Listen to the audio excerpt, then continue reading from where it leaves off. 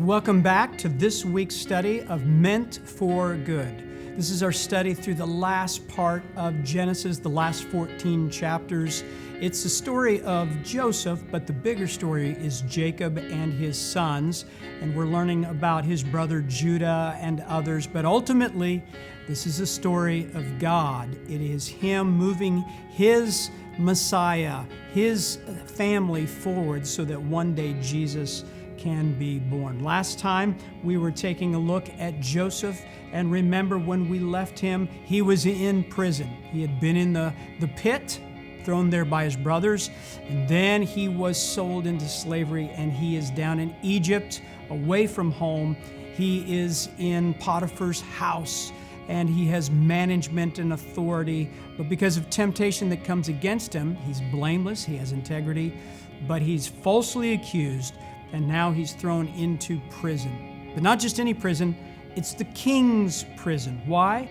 Because God meant it for good. God is always shepherding. He's always guiding the story points forward towards His ultimate providential plan. This week, we pick up the story in chapter 40, again with Joseph there in the prison.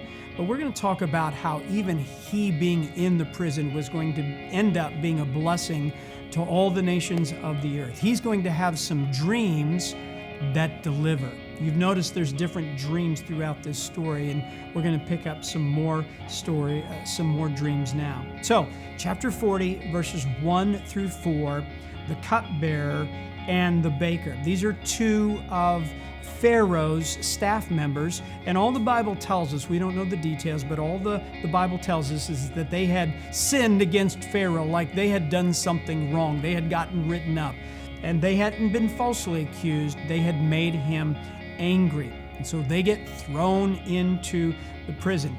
These two staff members are not just any staff members. They're very close to Pharaoh. Why? Because they represent his food and his drink. The cupbearer is that man, that servant that would stand there and actually give the wine, give the drink to the Pharaoh and taste it himself. He was his protection. The baker also is preparing food, and things could come through there. It could be a bad meal, or there could actually be poison coming through the kitchen. And so these were two important officials. They had done something, and they end up in prison. Well, we know Joseph, as we saw last time, had so much character because he flourishes wherever he is, because character is who you are in every place at all times, and he had integrity, and he's there managing the place and supervising. Well, these two officials, they both have dreams one night. We're going to see this sort of theme that carries out. Joseph has two dreams as a 17-year-old. There are going to be two dreams from these two men here now, and in a little bit we're going to see two dreams in the house of Pharaoh. But they have two dreams, and dreams throughout the book of Genesis are one of God's ways of bringing His revelation. Bruce Walke, the theologian, he writes about the fact that throughout the book of Genesis, God kind of shows up in three ways. Through theophanies, where He actually appears or gives someone a vision or speaks to someone, through dreams and visions, what we're reading about here, and then finally through providence. Even when God's name isn't being quoted in the passage, you see God's hand guiding it through. Theophanies, dreams, and providence. And Walke notes that that's actually kind of like the Jewish Old Testament, what we call Torah. Because the law is God speaking to Moses and actually giving him the law. In the section of the Old Testament called the prophets, this is where God spoke a lot through dreams and visions. And then when you get to the writings, the last books of the Old Testament, it's more through the providence of God. He's just working through everyday life. So Joseph hears that these two men have dreams. Joseph, like Nehemiah in his story, he notices the countenance of these two men, and he says, "Why are you so sad?" In Nehemiah's story, the king there notices that Nehemiah's countenance is down, and he asks him what's going on. Well, they say, we've had some dreams and we don't know what they are and we need some explanation. So first of all, the cupbearer goes first. He says, I had this crazy dream. He says, I saw these 3 vines of grapes kind of growing, and then I was grabbing grapes off of them and I was squeezing them into this cup.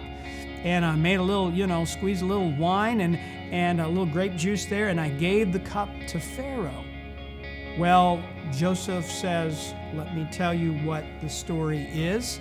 He says, the meaning of your dream is this. In 3 days, you saw 3 vines. Well, in 3 days, Pharaoh's actually going to bring you out of this prison, and he's going to restore you, and you're going to go back to serving him.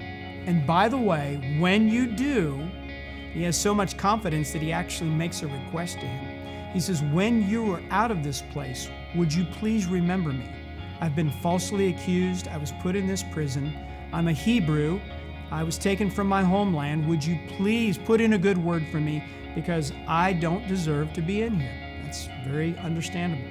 Well, the baker's sitting there and he goes, wow, that's a great story. Hey, I had a dream too. Can you interpret my dream? And Joseph says, go ahead. The baker says, well, in my dream, I had a big basket on my head. And these baskets, there's 3 that goes through these, and there's all kinds of goodies up there, baked goods. And the birds, they're coming out of the air and they're eating all of the bread and the croissants and the cupcakes out of this basket from my head. And he's probably smiling, looking for his good interpretation as well. And Joseph says, well, here's the interpretation.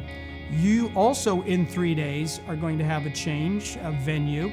Pharaoh is going to get you out of here in 3 days, except he's going to impale you on a pole. He's going to execute you. And sure enough, this is exactly what happened. In 3 days' time, Pharaoh had a change of mind, and he brought the cupbearer out and restored him to the staff. And whatever the baker had done, he wasn't over it yet. And he had the man executed. And so now the cupbearer goes back to the staff, back to the Pharaoh's palace. And you're thinking, great, now the story's going to move forward, except he forgets. He forgot Joseph, that he was so excited to be back that he forgets the Hebrew man who had prophesied about him, told the dream in prison, and it just moves on. Well, we go to chapter 41. 2 years later, the slide comes up across the screen. 2 years later, and Joseph is still in prison. And later on now, it opens by telling us that Pharaoh has 2 dreams. And by the way, Joseph is now 30 years old. Now, do the math real quick. How old was he when he was thrown in the pit? He's 17 years old. He has now been in the pit, in Potiphar's house, and now the prison for 13 years. 13 years he's been out of his homeland. 13 years he's been away from his family. And the Pharaoh, we don't know which Pharaoh it is. This might be the 12th dynasty, we're not sure. But the Pharaoh has 2 dreams. And it makes it clear that God is talking to him because there's 2 of these dreams. The first dream, there are 7 cows that come up out of the Nile River, and they're real healthy. And there's these 7 skinny cows that come out, but the 7 skinny cows eat up the 7 fat and healthy cows. He says, that's crazy, wakes up, goes back to sleep. He has a second dream. Second dream is there are these 7 sickly grains, sheaths that are standing there, and 7 healthy. But the 7 sickly grains, stalks, they eat up the 7 healthy. He cannot figure this out. Well, he gets the whole staff together. He gets his advisors and consultants, and he says, this is the dream I had. These are the dreams I had. Somebody tell me what it means.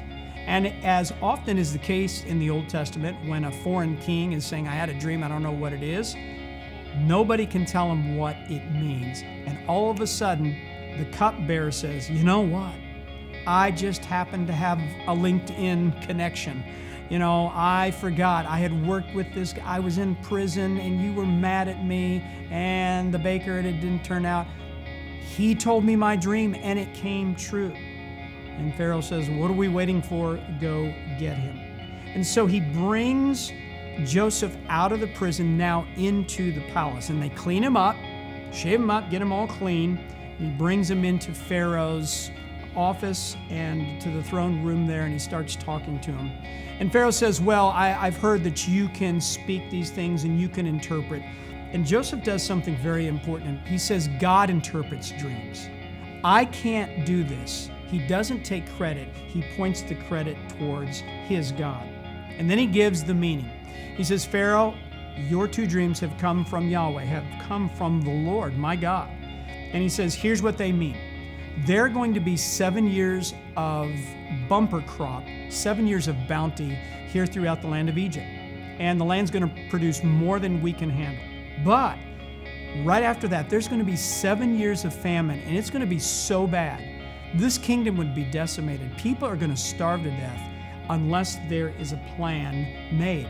And without asking, hey, can I give you my thoughts? Can I throw it up on the whiteboard here? Joseph just keeps rolling into, he says, here's what you need to do. He says, you need to find someone, a man with wisdom. You need to get a manager who can oversee a project. You need to store up for 7 years for the 7 bad years. And then you need a staff of managers throughout the kingdom, and you need storehouses. And he starts telling him the whole project. Well, verse 37, Pharaoh looks at this and he asks his other advisors. He realizes this is from the Lord and it's wise. And they do a quick interview, and he looks around and he says, look, can anybody else other than this man take this job? Why would we interview anybody else? And he makes an interesting statement here.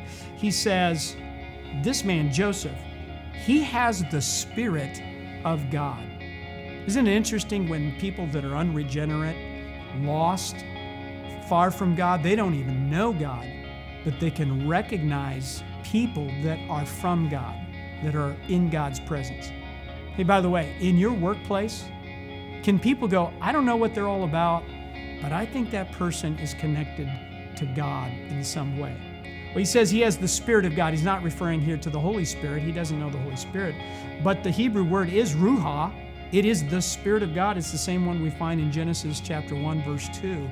He recognizes that spirit of creativity, of management, of clarity, of truth that is in Joseph. And he gives him the job. They don't interview any other candidates. He promotes him to second in command for this project, but also in the whole kingdom. This leader, Pharaoh, is pretty secure in his leadership and his authority to be able to say, I'm going to take a slave from a foreigner, and I'm going to promote him to second in charge of the whole kingdom. But this isn't too unusual because other stories in the Old Testament kind of walk this way, don't they? It sounds a lot like Daniel, don't you think? A foreigner, a young man in a foreign land, and Nebuchadnezzar has a dream, and he tells the dream, and Daniel is elevated. He becomes eventually a prime minister. What about Mordecai and Esther in the book of Esther? They're in foreign lands, and they are both promoted, one to queen, one to some kind of prime minister.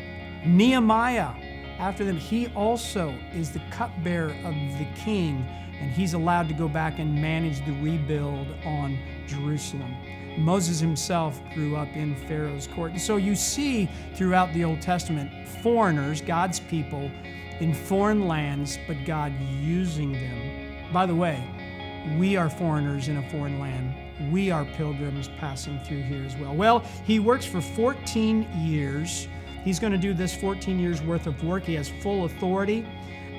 They give him a wife. They give him all the things that he needs. He has an Egyptian wife. They have 2 sons, Ephraim and Manasseh. Those are important. And all the people from all the earth, it says in verse 57, are fed and blessed because of Genesis, what is given here. And sure enough, there's 7 years of bounty and then 7 years of famine. And he's going to begin to be used by God to feed the earth. Christ here, what do we see in the life of Joseph? This week we see Christ is the one who is the Spirit of God. He interprets what God is saying, and he tells us what God is planning. And just some thoughts as you go into your groups, as you do your study to discuss. Some things to think about. Don't take credit when God does the work. Joseph is quick all through this story to say, it's not me, it's the Lord. Give God glory when He blesses you. And just remember, people will let you down. The cupbearer, he let Joseph down. He's not an evil man, but he just let him down. People are going to let you down. It's just part of the story. Don't make them starring villains in your story. They just failed. They just forgot. Be a faithful foreigner. People may not understand at work or in your neighborhood who don't know God. They may not understand it all, but they should respect you and they should know that something's different about you. You're going to need patience in the prison and patience in the palace. But also, don't forget God's plan in the middle when God does promote you, when He does give you good success. Remember, the plan is not done. Joseph was now a success, but his dreams have not yet been fulfilled. But that comes in the next lesson.